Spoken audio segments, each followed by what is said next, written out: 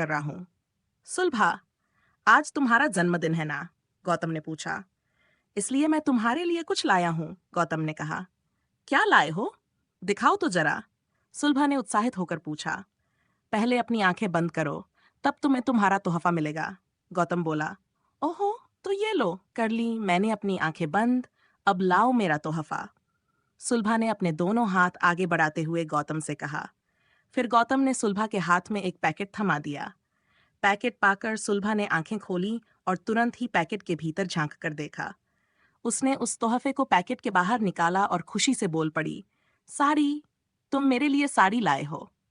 हाँ, तुमने मुझसे कहा था ना कि तुम्हें लाल बॉर्डर वाली सफेद साड़ी बहुत पसंद है, जैसी बंगाली स्त्रियां पहनती हैं। ये वैसी ही है, गौतम बोला। ओह, गौतम, मैं तुम्हें बता नहीं सकती कि मैं कितनी खुश हूं आज। ये तुम्हारा पहला तोहफा है और मैं इसे हमेशा याद रखूंगी। सुलभा, ये बहुत ही साधारण सूती साड़ी है। मैं इतना अमीर नहीं कि तुम्हें महंगा तोहफा दे सकूं।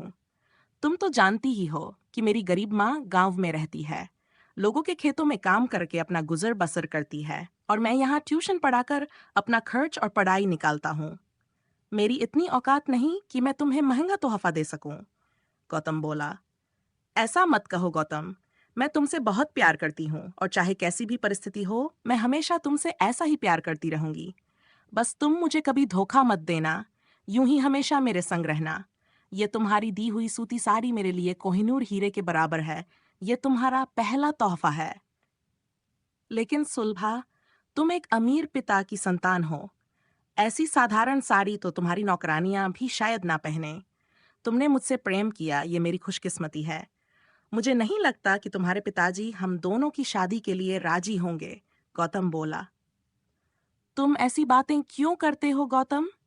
एक बार तुम्हारी नौकरी पक्की हो जाए तो मैं अपने पिताजी को भी हम दोनों की शादी के लिए मना लूंगी, और अगर वे नहीं माने तो मैं तुमसे ही शादी करूंगी, चाहे इसके लिए मुझे उनके खिलाफ क्यों ना जाना पड़े, सुलभा बोली।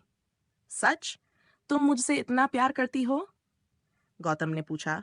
हाँ, गौतम, मैं तुम्हारे लिए अपनी जान भी दे सकती हूँ, सुलभा बोली। ओह सुलभा, मैं तुम्हारी इन्हीं अदाओं पर तो मर मिटा हूँ। और इतना कहकर गौतम ने सुलभा को अपने सीने से लगा लिया। इसी तरह दिन गुजरते गए। सुलभा और गौतम की कॉलेज की पढ़ाई भी पूरी हो गई, लेकिन उनके प्यार में कोई कमी नहीं आई। दोनों वैसा ही एक दूसरे को दिलो जान से चाहते रहे। लेकिन बहुत कोशिशों के बावजूद गौतम को नौकरी नहीं मिली और वह अपना गुजारा ट्यूशन पढ़ाकर ही करता रहा। कहते हैं ना कि इश्क और मुश्क छुपाए नहीं छुपते। आखिरकार सुलभा के पिता देवराज नागर को दोनों की मोहब्बत के बारे में पता चल ही गया। उन्होंने इस बारे में सुलभा से बात की और सुलभा ने अपने जुर्म को कबूल कर लिया। सुलभा की बात सुनकर देवराज नागर बोले, मैं तुम्हें तुम्हारी पसंद के लड़के से कभी भी शादी नहीं करने दूंगा। लेकिन पापा, मैं उससे प्यार करती हूँ, सुलभा बोली। ये हमारे खानदान की इज्जत का सवाल है, नादान लड़की, देवराज नागर गरजे। पापा, मैं उसके बिना नहीं जी सकती, सुलभा बोली। क्या तुम्हें हमारी इज्जत का कोई ख्याल नहीं? हम इस शहर के इज्जतदार लोगों में गिने जाते हैं। इतनी पागल मत बनो। ये जवानी का भूत है, यूं ही 4 दिनों में उतर जाएगा। यहाँ महल जैसे घर में रह रही हो, ऐश कर रही हो, घूमने के लिए मोटर है, खाने के लिए भव्य भोजन और पहनने के लिए डिजाइनर पोशाकें, नौकरों तांता लगा रहता है। जब उसके साथ रहने लगोगी, नून तेल का भाव पता चलेगा। देवराज नागर दहाड़े, मैं उसके साथ कहीं भी रह लूंगी और रूखी सूखी खाकर गुजर लूंगी, सुलभा बोली। बेवकूफ मत बनो पागल लड़की, ये दुनिया पैसों से चलती है। बिना पैसों के जीना यहाँ मुश्किल है। हम तुम्हारे लिए कोई उद्योगपति व ढूंढेंगे, देवराज नागर फिर से चिल्लाए। फिर थक हारकर देवराज नागर ने गौतम को अपने घर मिलने के लिए बुलाया। जब उन्हें पता चला कि गौतम बहुत ही गरीब है और ट्यूशन पढ़ाकर ही गुजारा करता है, तो उन्होंने गौतम से साफ साफ कह दिया कि वह अपनी बेटी की शादी उससे नहीं कर सकते। लेकिन सुलभा ना मानी और उसी वक्त वह गौतम की दी हुई पहले तोहफे की सूती साड़ी पहनकर अपने पिता के घर से चली आई। दोनों ने मंदिर में शादी कर ली। शादी के बाद गौतम सुलभा को अपने गांव ले गया। कुछ दिन तो दोनों बहुत अच्छे गुजरे, लेकिन फिर सुलभा का इश्क धीरे धीरे उतरने लगा। गांव में उसे हर चीज का अभाव होने लगा। कम पैसों में खर्चा चलाना मुश्किल हो गया। कुछ ही दिनों में गौतम की माता जी का भी स्वर्गवास हो गया। अब सारे काम सुलभा के सिर आ गए। उसे अब लगने लगा कि वह कैसे चक्कर में फंस गई। उसे लगा कि उसके पिताजी सही थे, प्यार से नहीं, दुनिया पैसों से चलती है। उसने कैसी बेवकूफ़ी की, उनकी बात नहीं मानी। वह दिन ब दिन कुढ़ने लगी और गौतम से खीजी खीजी रहने लगी। अब दोनों के बीच का प्यार धीरे धीरे खत्म होने लगा। सुलभा ने जैसे ही अपने पिताजी के पास लौटने का सोचा, उसे पता चला कि खुशखबरी है और उसे खबर ही नहीं रही कि 4 महीने बीत चुके हैं। उसे चक्कर आया और वैद्य जी को बुलाया गया। वे बोले कि बहू उम्मीद से है। सुलभा के दिन जैसे तैसे गुजरने लगे। कुछ महीनों बाद उसने एक बेटे को जन्म दिया। गौतम बहुत खुश था, लेकिन सुलभा कुशनहीन थी क्यों कि उसके लिए वह अनचाही संतान थी। बच्चे की परवरिश के कारण सुलभा दिन बिन चिड़चिड़ी और कमजोर होती जा रही थी। उसके लिए अब प्यार के मायने ही बदल गए थे। वह सोच रही थी कि अगर वह किसी बड़े घर में ब्याही होती तो इस बच्चे की परवरिश भी किसी राजकुमार की तरह होती। अब वह मन ही मन गौतम से नफरत करने लगी, उसे दूर रहने के बहाने ढूंढने लगी।